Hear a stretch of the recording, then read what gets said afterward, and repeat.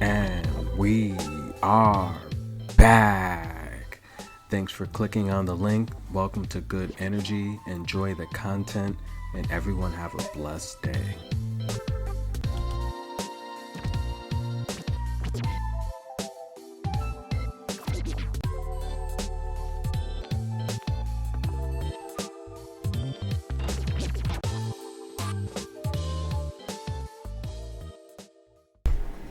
And we are back. Welcome to Good Energy, guys. Another great day of tennis. Amazing action on the WTA side as well as the ATP side. Join me today as we go over the semifinal.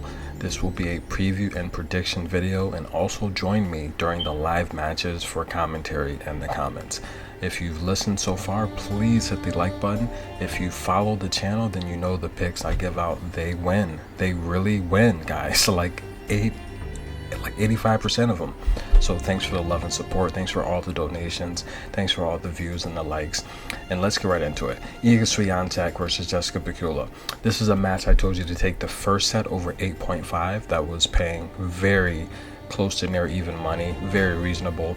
I felt the match in itself would go under, as I felt Iga would adjust to Pegula's baseline style and just put her away. That's exactly what she did. 6-3 the first set, 6-2 the second set. Pegula tried to make adjustments. He tried to slice, and it worked for a little bit, but I mean, I guess Pegula was hindered a little bit with her thigh wrapped, and Iga just too dominant. Kudermetova versus Kataskina. This is a match that I said take the over. Sure enough, it went over in the second set. Kudermetova got a bad break from the chair umpire that cost her a game. She had to break back on the 8th game. Luckily, she did it. And again, on the 10th game, she had to survive a bullet from Kataskina. She did it as well. In the tiebreak, she started off horribly, and she lost. Kataskina showed very, very great perseverance, and she showed the ability to adapt. The first preview and prediction, we will take a look at the Iga Swiatek versus Kataskina match. And these two ladies have a history of playing each other. They've played a total of 4 times. Iga has won 3 of them, the most recent coming at Doha in Dubai. Iga won that in straight sets, 6-3, 6-love. She won the Dubai match also in straight sets, 6-1, 6-2. At the Australian Open of 2022, that's the first time they played, and that was essentially, that was prior to Iga's win streak. Iga won that 6-3, 6-2. And Eastbourne in 2021, Kataskina did actually beat Swiatek. That's when Swiatek was kind of going through her phase. If you look at Swiatek then versus now, she's a lot thicker, she's a lot stronger, more muscular. Her face is a lot more toned out. And one of my subscribers said he thinks Iga's on steroids. They should do more intensive steroid testing. Now we know Serena Williams is the most drug tested female tennis player of all time. However, if you take a look at some of the older, like 2021, Iga was a lot thinner. She's definitely, I mean, she has the resources to hire a strength and conditioning coach, but she's packing a powerful punch these days. But yeah, 2021 Eastbourne, Kataskina did win that match. It did go 3 sets. So they played 4 times. Iga's won 3 of them. We all know Iga wins 85% of her matches on clay. Kataskina, she has 115 wins on clay and 42 losses, so she's winning a great deal of her matches on clay as well. The last 10, we know Iga's won her last 33 matches, okay? That's something we do know. But Kataskina has beat some really good players. Kudermetova, Giorgi, Rogers, Contreras Gomez, Stremkova. She's beat Teichmann, Badosa, Fernandez, Zidansek. Her only loss is to Ons Jabeur out of her last 10 matches. Kataskina is playing very, very well. This matchup here, you guys know what I'm going to talk about. Kataskina's serve. She's winning 66% of her service games, 45% of her return games. This lets you know that she is able to be broken. She's broken on roughly 4 out of 10 opportunities, and she breaks back on 4 out of 10 opportunities. Kataskina, when she plays, it's most likely to go over, especially when she's playing tough tier competition. She's not a big server. She only averages 1 ace per game, and going up against Iga, she's not going to be able to make those mistakes on her serve and expect this match to last long. Iga Swiatek, averaging 4 aces per game. She wins 71% of her service games, 34% of her return games. However, though, when she has the opportunity to break opponents, she's breaking them at a 42% average. Iga Swiatek is going to come into this matchup, and I feel that Kataskina plays right into her style. Yes, those matches were on hard.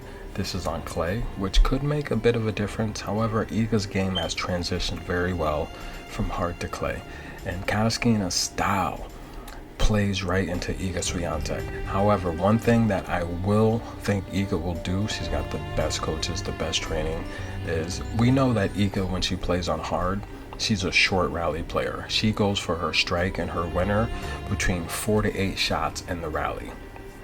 Kataskina, we saw some huge long rallies of 20 plus shots with Kunamatova today.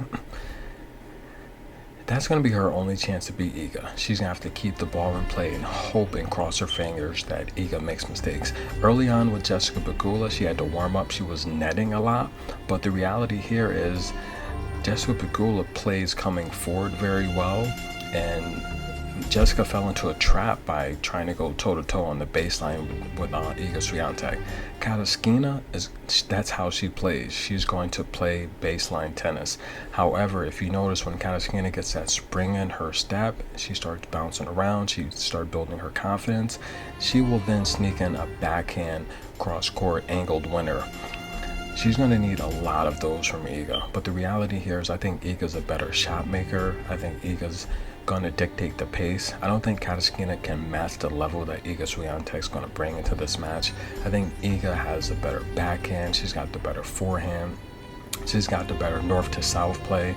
I would give Kataskina the edge east to west. I think she moves very good east to west, and her backhand, she hits a lot of winners going east to west. But I don't think that's going to be the type of game Iga's going to fall into. Iga's practices very hard. She practices a lot of winners. If you watch her practices, they're very intense, and she does not stop. She's hitting the ball all over the court, and as a professional, that's what she should do. This is a match that my official prediction, I think Iga's just going to control the court. She's too dominant. Kataskina cannot match her level. She's a better shot maker. She's a better pattern player. Her serve is going to be more stable. Her serve is going to set her up to win the rallies, to start off the rallies good. Kataskina doesn't have the best serve. Her serve this tournament's been very, very shaky, and Iga's just going to be all over it. Iga's very good on her return game, and I think Kataskina's in trouble. I like Iga to win this match in straight sets. That's minus 275. That's a lock. And the reality is I think it's going to be like maybe a 6-3, 6-3, depending on who serves first. So I like Iga to win in straight sets. That's the official lock. Iga will make it to the Roland Garros final, and she will await the winner of Coco Gauff and Trevisan. Iga's last time making it to the Roland Garros final was 2020. Kataskina, her best result here was 2018, making it to the quarterfinal. So this year, being in the semifinals, of course, is her best result here at Roland Garros, but she will not get past the semifinals today. Iga will advance. And the main event, that's right, we're going to save the best for last. This will be the second match on the day between Coco Gauff and Martina Trevisan. Coco Gauff and Trevisan have played before. They actually played right here at the Roland Garros in 2020. And that was in the quarterfinals where Trevisan beat Coco Gauff. And the reality here is Trevisan is a 3-1 underdog, and I think that's a little bit disrespectful. We're talking about the hottest player in tennis outside of Iga Swiatek. That's right, Martina Trevisan. She is on a tear. Her last 10 wins, she's beat Fernandez, very crafty left-handed player, very athletic, full of energy, full of passion, very tough to put away. She beat Sasnovich, very, very tough, tricky, versatile, switches her style from net play to baseline play, very good angles. She beat Daria Seville, a good defensive clay player. She beat Magda Linette, a very good aggressive clay player. She beat Dart, a very youthful athletic player. She beat Lou, very strong and powerful. Bronzetti, very, very experienced clay player. Muguruza, the WTA champion, very experienced on clay, very strong serve, very powerful. Martina Trevisan is just running through competition, and people don't realize she's strong, she's experienced. Yes, she's had a bit of a tough break lately. I mean, she's come down from a year ago. She was ranked 138th. She's currently now ranked 59. She will jump, of course, once these points settle in. And Martina Trevisan, she's getting it done with a lot of heart and passion. And she's not a huge ace player. Okay, she only averages about 1 ace per game. She wins 66% of her service games, 45% of her return games. When she has the opportunity to break opponents, she's breaking at a 56% rate. That's very good. That's above average. She's saving 59% of her break points. She's going to be taking on Coco Korigov, who has won 8 of her last 10 and has also beat some really good names. She's beat Sloane Stephens, who plays her best tennis at the Roland Garros. Sloane Stephens has 32 wins here at the Roland Garros, and Korigov dismantled her. Okay, former Slam champion, multiple Slam finalists, and Elise Mertens, who is a great doubles player. She's a great net player. She's a great baseliner, great shot maker, great pattern player. All around, Elise Mertens is a great player. She beat Kai Kanepi, who has a lot of power. Okay, she adjusted well to that. She beat Alison Van Upwick, who has a good clay game as well. She beat Marino.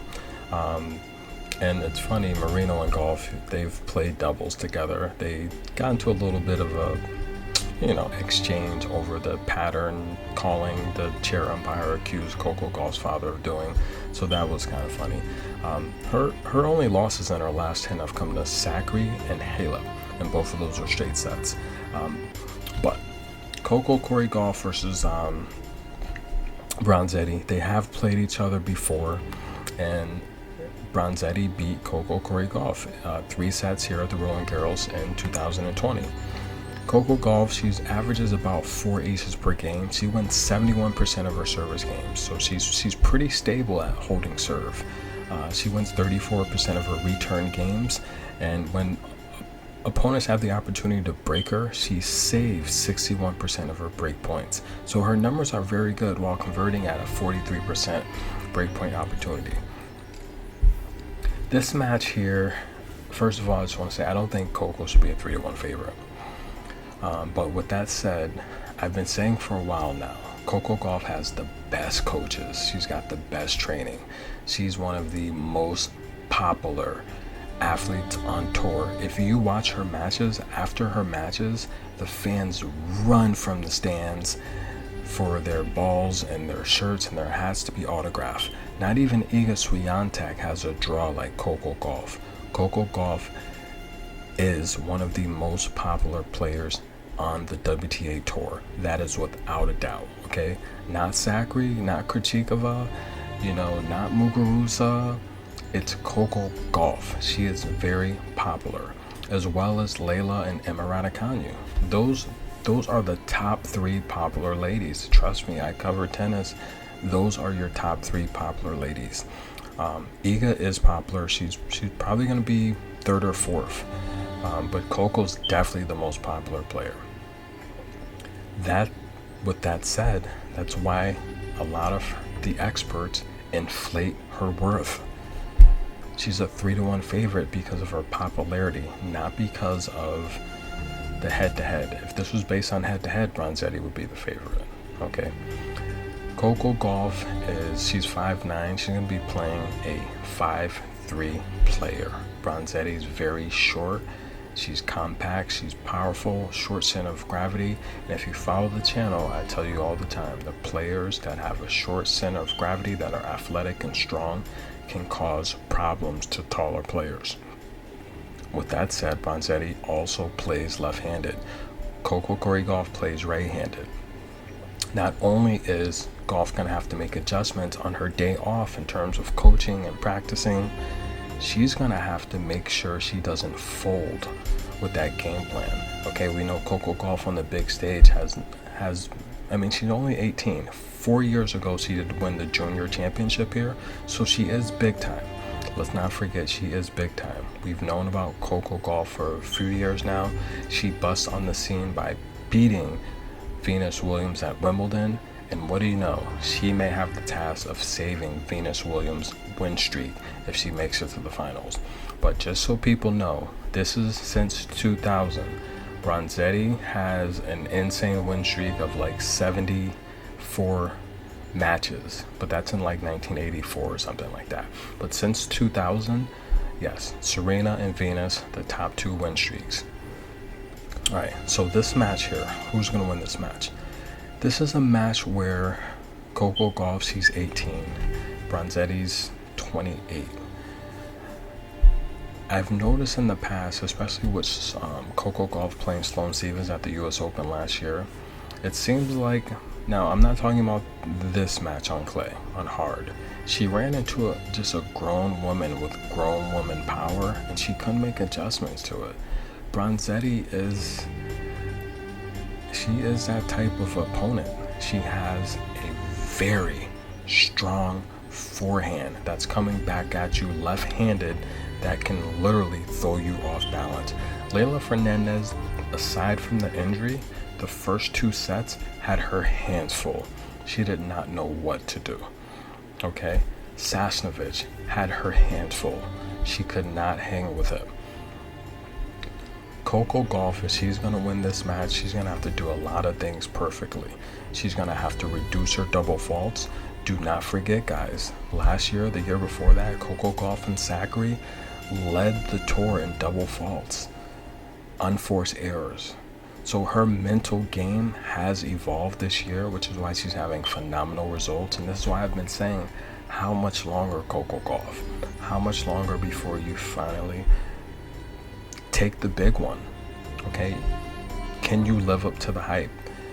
Other players have won majors at 18 and 19, other Hall of Fame players. If you're going to be a Hall of Fame player, when's it going to happen? Is this your year? I kind of feel it's her year, but I think this is a very, very bad matchup. This is a bad matchup. Trevisan is the shorter player. I think she's a stronger player, and this might even surprise you.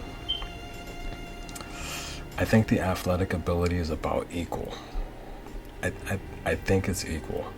Because I think Bronzetti being shorter, she's in some ways going to be more explosive than Coco Gauff. So that net play and the drop shots, I don't think that's really going to work. That could work against Sloane Stephens, who has become accustomed to being a baseline player and more defensive. But I don't think Coco's net play is going to work that well against Bronzetti.